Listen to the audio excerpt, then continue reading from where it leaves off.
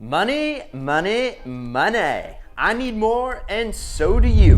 New year, new me. And everyone wants to make money off of good investments, but we can't all be one of the geniuses on Wall Street bets. But what you can do is listen to me because, well, my name is Brad. I make you money danger. And I'm about to tell you about 10 secret cars that I think are a great investment right now. And real quick, if you're into making money and driving your dream cars, check out Ideal Money and the Ideal Car Strategies. Okay, got it? First up, the close relative of the oh so legendary Mark IV Supra, the Toyota Soarer, or as we know it in the States, the Lexus SC300. This is a car that people have just slept on for a very long time, but as the drift scene continues to become bigger and bigger and bigger,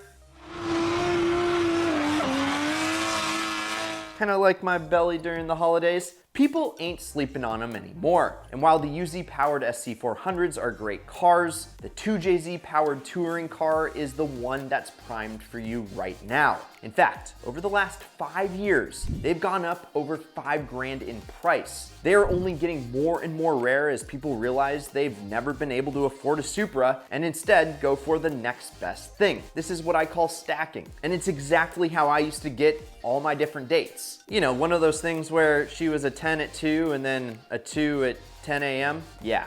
Well, that's kind of the SC300, and I'm a really bad comedian. But the current average price of an SC300 is 11 grand. And check out this one we found for 10. And this is the type of car that you can drift your way into investment success. And if we're talking about cheap, well, we also got to talk about expensive. And from Japan to Italy, let's move on to the next appreciating car on our world tour. Yes, the Alfa Romeo 4C Spider. Now, the story of the 4C is an interesting one. So stay tuned. These cars, they hit the scene and people were like, whoa,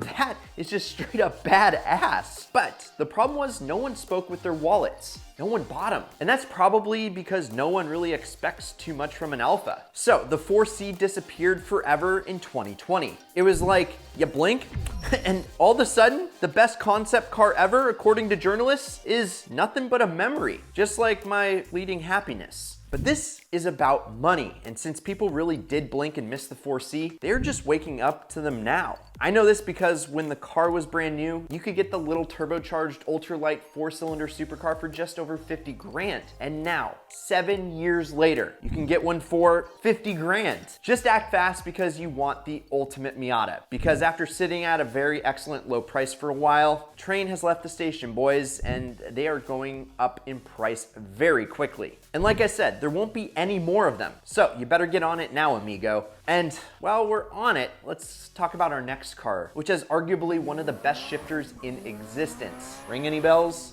Yeah, we're talking about the Honda S2K. And I just gotta do it, you know? Yeehaw! VTEC, bro!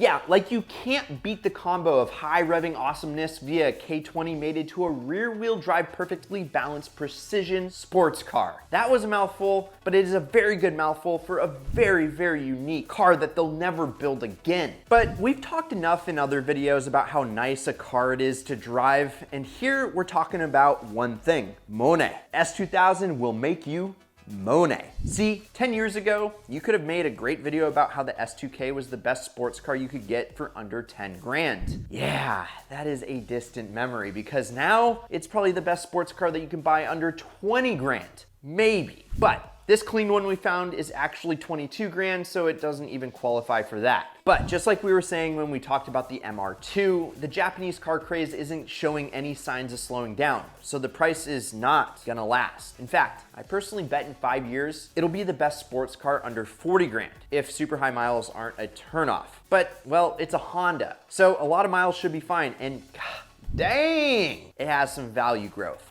I wish my stock portfolio did that well. And next up, let's leave Japan and travel to Germany and take a look at the gorgeous BMW Z4. Some people, yes, they want a Miata. It's always the answer, right? But is it really the best value for your money? Or could you instead get a stunning German sports car that has a lot more power, ton more creature comforts, and will definitely be worth more than you bought it for when you sell it? Prices are just starting to go up. And that's before the whole chip shortage drove the price up on everything. So you can definitely expect the trend to continue. Pick a clean one up with a 3-liter engine, which is definitely the one that you want for 12 grand, and cruise in style until you're ready to sell it to someone that really wants an E46 that hasn't been turned into a drift missile. Because, well, pretty much everyone has, and so instead they're gonna get a Z4 and get just as competent of a car. And as for our next car, it may seem like you already missed the chance, but oh baby, there are no brakes on the JDM Hero Express. We're talking about the 4G63 powered Mitsubishi Lancer Evo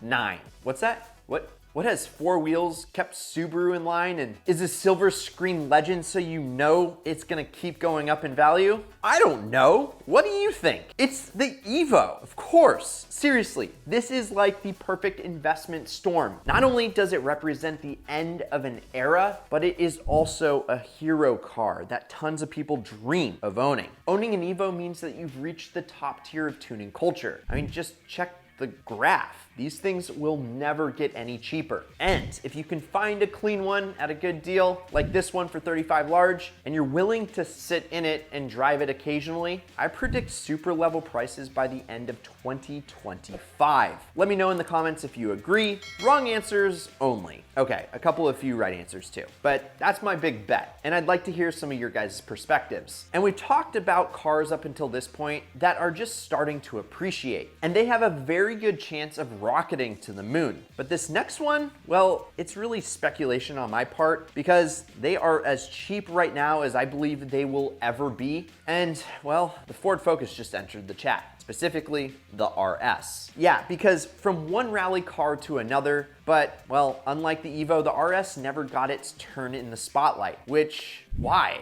It's a friggin' great car. It's basically the WRX we all wanted. And I shouldn't have said that. Don't quote me on that because I don't want to be attacked by vape pen wielding maniacs, but it is true, and it's staying a great value right now. So why do I think this relatively new car is going to go up in value? Well, because Ford has basically gone all in on electric and crossovers. So there really isn't going to be anything like it again. To me, this is the car to buy and abuse without worrying too much. You have a freaking great time driving it, and I bet it'll hold value no matter how sideways you get in it. Throw down 30 grand on one and just enjoy it. Plus that drift mode, next level. And before we get into the next car, be sure to tell me why the Focus RS isn't a sports car. It's fine, I know you're itching to say it, but I think we can stretch the definition just a little bit since it's what people are going to be cross-shopping for. Now, surprise, another lightweight German sports car. One that is very near and dear to this itty bitty heart. It's the 986 generation Porsche Boxster. They are about to go on a tear. Now, you guys know how much I love fried eggs for breakfast, lunch, and dinner. In fact, I put my money where my mouth was and I bought a 996 911 with fried egg headlights for $19,500 just a year and a half, 2 years ago. And now that car is worth over $60,000, which I went through all of those cars that I bought and have appreciated over the last 2 years up in this video. In fact, the cars that I've bought collectively have appreciated over $157,000, which is like a McLaren 570S. And this 986 Porsche Boxster is about to do the same. You see, I can't believe how cheap these things still are. Don't let anybody fool you. It is a full-blown Porsche. They look great, they sound great, and they drive even better. And they're only $15,000, but shh, don't tell anybody that yet. Just look at the charts. We can see that they've been at that price for a long time, but they're getting a lot more popular as of late, with sales nearly tripling in the last 5 years. And before I failed the Econ 101, I learned that when demand goes up, price goes up as well. And going up is what we want our investments to do. At least I do. I hope you do too, but I won't judge. Hey, how about a Supra? No, not the Mark IV. That ship has already sailed and is way off into the distance. Let's go older. I know you like older. Let's go back to the beginning with the Mark II. Take a little trip back with me to the 80s, where everything was green and digital, and the Supra was still called a Celica. Why? Well, because the Mark II Supra is one of the fastest appreciating Japanese cars out there right now, Hands down, feet down, everything down. When I first wrote the strategies, people couldn't give these things away. Today, I just saw one sell for over 20,000 bucks. Why? Well, I have a theory. Can't afford a Mark IV. Pretty much no one can. But like I said before, the JDM train is not slowing down for anything. So people naturally look for the classics. What are the options? You already have super expensive Mazda Cosmo, you already have super unattainable Nissan Fairlady, or the still somewhat affordable Mark II Supra. Just not for long. So grab one like this clean manual that sold on Daddy Doug's website for 12 grand, and you will be a happy camper. Supra! Or at least that's what I'd do if I shifted into overdrive. And real quick, before we get into the last two-door German on this list, I want to explain something. Why all these prices are going up. In a nutshell, it's called stacking. Let's say a year ago you had a budget for a 997 911, which basement dollars, they were trading hands at roughly $30,000. Well, over the last year, prices for a basement 997 911 is now $40,000+. So what's end up happening are people that were initially looking at 997s and the prices went up, now are looking at 996s. So it shifted the amount of demand for the 996 from less to more. That also drives up prices of other vehicles like the Porsche Boxster 986. Because what you could afford a year ago, you can't afford anymore, so you stack down. So you go down one notch, and that's what drives up prices for everything. So I want to know, the vehicle that you currently own, has it gone up in price in the last 12 months? Hit the like button if it has, and hit the dislike button twice if it hasn't. I really want to know. And you know what? Before we get into that last two-door German car, I want to surprise you guys with a little honorable mention, baby. We're bringing it back. And as most of you know, Chevrolet did some crazy things a few years ago. They took the iconic, the perfect Corvette and made it mid-engine for the C8 generation. I think that means the C7 generation Corvette is going to become a collector's piece. First off, it's the best front engine Corvette. More importantly, it's the last front engine Corvette. And with the world getting more and more electrified, a front engine rear wheel drive sports car is gonna get more and more rare.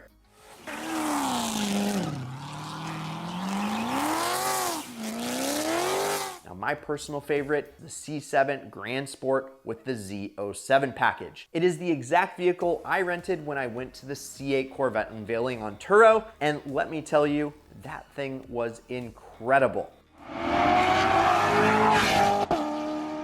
But believe it or not, the C7 Vettes are actually still going down in value slightly. They're about to hit a depreciation valley and then start to appreciate drastically. So it is truly an amazing performance bargain. And if you want to hold off the electric menace for at least another decade, I think the C7 Vette is one that you should really consider. Okay, fine. The vehicle that we've all been waiting for. After being way too cheap for way too long, the BMW E36 M3 is just starting to climb in price. And this is a vehicle I know a lot about because I've owned not one, not two, but 3 of them. And well, they were all awesome, but my favorite was the 345 M3 4-door 5-speed. That's the one to get. I mean, I just can't hide how much I love the E36 M3. And yes, I know that the E46 M3 is king, and I've owned a couple of those as well, but the E36, it just occupies a special place in my cold black heart. And for a while, like a really long time, we would have told you that the M3, built from 1995 to 1999, was a cheap performance car that you could buy. And now it's still a great deal, but